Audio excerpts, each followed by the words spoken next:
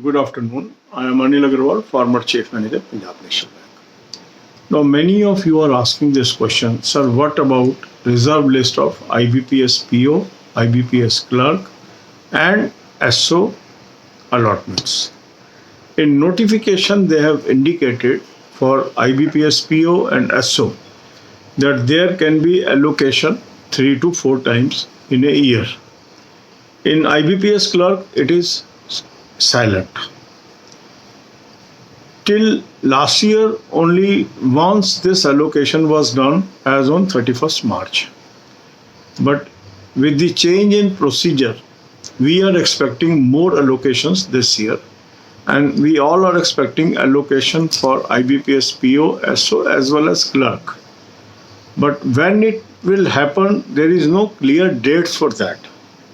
The reason is quite obvious that after result on 1st April, it takes time when DV process completes or joining happens. Now in most of the banks, joining is already happening or happened. And after this only, the banks will decide whether to take people from reserve list or carry forward these vacancies to the current year notification. So once management take this decision and they give this information to IBPS, IBPS will start process of allocation.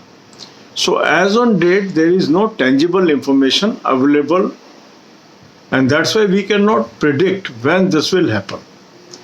But we can expect that one list must come before 30th September. In first half, they may give one list, and remaining list they may give in the second half of the year. That is what we can expect, because this is first year when this new process will be implemented. So after implementation only we will come to know some tangible information. God bless you all. अब यही बातें हम हिंदी में करेंगे. IBPS PO, IBPS clerk, IBPS SO reserve list candidates की ये query है कि सर एलोकेशन कब से स्टार्ट होगी. अब आप जानते हैं कि लास्ट ईयर तक एक प्रोसीजर था कि खाली एलोकेशन 31 मार्च को होती थी, पर इस साल के IBPS PO और IBPS SO जो लास्ट ईयर का नोटिफिकेशन था, उसमें ये बात कही गई कि 3 से 4 बार रिजर्व लिस्ट की एलोकेशन संभव है. IBPS क्लर्क का नोटिफिकेशन साइलेंट था, मगर PO और SO में क्योंकि ऐसी बात कही गई है तो काफ़ी लोग क्लैरिकल पे भी उसको लागू करके देख रहे हैं. तो संभावना है कि IBPS PO, SO क्लर्क तीनों में 3 से 4 बार एलोकेशन हो. अब होता ही है कि 1 अप्रैल को रिजल्ट आया, उसके बाद से DV प्रोसेस शुरू होते हैं. काफ़ी बैंकों में DV हो गई है, ज्वाइनिंग्स भी हो गई है, कुछ में चल रही है. तो अब जब ये कंप्लीट हो जाएगी तो धीरे धीरे करके बैंक ये फैसला करेंगे कि जो बची हुई सीटें हैं वो रिजर्व लिस्ट से लेनी है या नेक्स्ट ईयर के लिए कैरी ओवर करनी है. उसके आधार पे वो अपनी रिक्विजिशन IBPS को भेजेंगे. जब IBPS के पास एक एडिक्वेट नंबर ऑफ रिक्विजिशन आ जाएगी तो वो हो सकता है कि एलोकेशन का प्रोसेस स्टार्ट करे, क्योंकि उसको 3 या 4 बार ये करना है. तो इसलिए वो एक से अधिक बैंक की वेट करेगा कि इंफॉर्मेशन आ जाए ताकि ज़्यादा नंबर ऑफ कैंडिडेट कवर हो जाए एक बार के अंदर. अब फर्स्ट एलोकेशन कब होती है इसकी कोई टाइमलाइन नहीं है.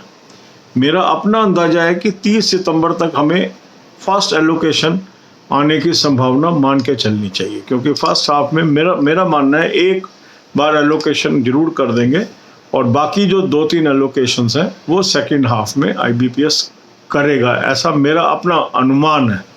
ये सिर्फ एक एस्टीमेट है, क्योंकि टेंजिबल इंफॉर्मेशन इस पर कोई भी उपलब्ध नहीं है.